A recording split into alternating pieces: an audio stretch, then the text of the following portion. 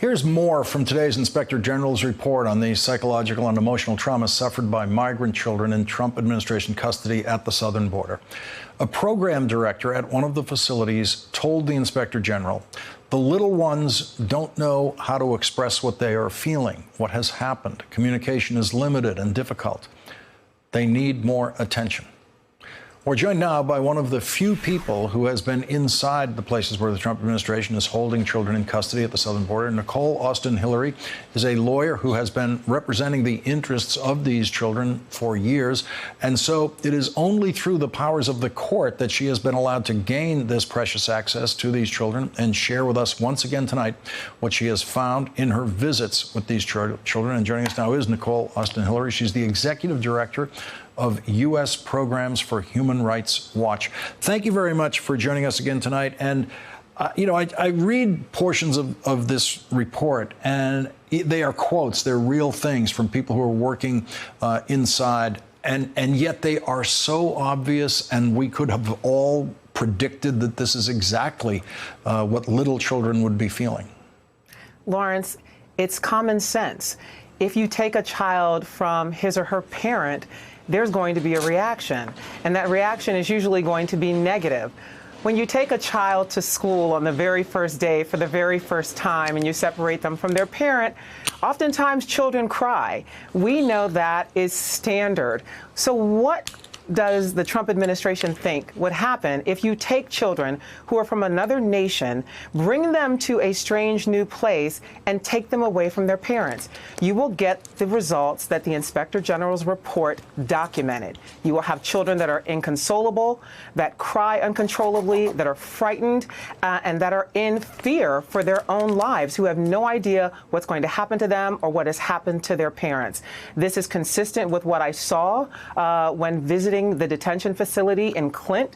I had children that I spoke to who cried uncontrollably, with whom I could barely carry on a conversation because they were afraid, Lawrence, and they had no idea what was about to happen to them and what they could expect from day to day.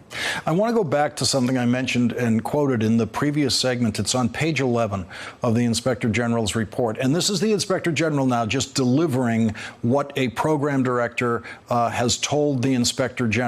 And it is this. I'm going to read it again. It's a 7 or 8-year-old boy was separated from his father without any explanation as to why the separation occurred. The child was under the delusion that his father had been killed and believed that he would also be killed. This child ultimately required emergency psychiatric care to address his mental health distress. And Nicole, what I'm struck by there is the word delusion. I'm not sure why that would be a delusion. It seems like a perfectly reasonable possibility in that child's life experience that his father has been killed, and a perfectly reasonable fear that he could be killed himself. And so this strikes me as emotional distress, not mental health distress, and not what you would call a delusion. No, not a delusion at all. Lawrence, when we talk to the children in Texas and we ask them questions to try to gauge what their understanding of was of their experiences, these children did not know exactly why they were separated from their parents. They often didn't know where their parents were. They didn't know when they would see them again. They didn't know what had become of their parents in many instances. So, of course, it is quite predictable that you would have children who would suffer this kind of emotional distress. And this kind of emotional stress does indeed, we know from other research, that it can lead to mental health issues. Look, at Human Rights Watch, we did reports as far back as the start of the Trump administration's zero tolerance policy. And we started documenting what the experiences were of the children and the experiences of their families. Because we can't stop just with the children, Lawrence. We have to also look at what's happening to the families. Our researchers showed in their reports that the families in total were suffering from these same kinds of experiences. So it has a trickle-down effect. It impacts the parents and it impacts the children. Every word of this report I read, it feels odd to read it because it just seems so obvious. For example, a program director, quote, saying, "We need more psychiatrists, neurodevelopmental psychiatrists, and psychologists." Well, of course they do. Exactly.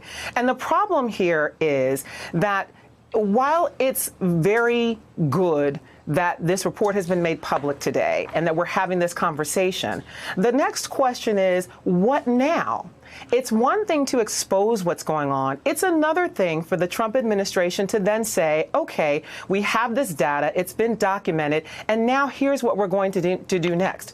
We haven't heard that, Lawrence. We have no idea what they're going to do with this information, and frankly, we really don't have a great expectation that they are going to act on it. We have seen when they've received other types of information, when myself and other colleagues and other advocates reported on what we saw in Clint and in Homestead and in other facilities, we really didn't see a difference in terms of the protocols and what the administration was doing to create change and make sure that the outcomes were different. That's what we now need to be putting pressure on the administration about. Now you have the information. What are you going to do to ensure that the outcome is now different and that these children receive the care that they need so that they will not suffer from these same mental health issues that the OIG's report has documented? Exactly. And the profile and courage in delivering this report to us today is Joanne M. Chieti. She is the acting Inspector General of the Department of Health and Human Services. She was not appointed by President Trump and might not be long in that job if it's up to President Trump. And this kind of work is crucially important, and we are so lucky that someone took on this duty in the department and got this done. Nicole Austin Hillary, thank you very much for joining us tonight. Thanks for checking out our YouTube channel. Subscribe by clicking on the button below for more from The Last Word and the rest of MSNBC.